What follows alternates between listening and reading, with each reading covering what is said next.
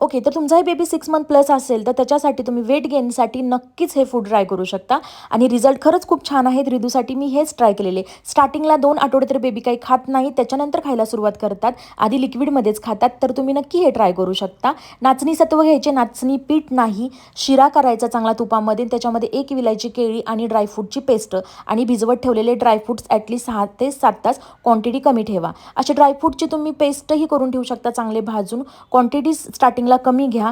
इथे मूग डाळ, तूर डाळ, मसूरची डाळ, कधी शेवगीची शेंग, कधी ब्रोकली ॲड करून मी मिक्सीमधून काढून त्याची चांगली प्युरीमध्ये करून चॉकिंग होणार नाही बेबीला अशी काळजी घेऊन असे त्याला भरवत होते. आणि इथे आहे उपमा, त्याच्यामध्ये गाजर वगैरे खिसलेले तुपामध्ये चांगला केलेला, हेही तुम्ही देऊ शकता. मखाण्याची पेस्ट करून ठेवा, जी की तुम्ही तांदळाच्या खिरीमध्ये त्याचबरोबर ती उपमामध्ये नक्कीच देऊ शकता. आणि स्वीट पोटॅटोने बाळाचे वेट गेन होतेच होते.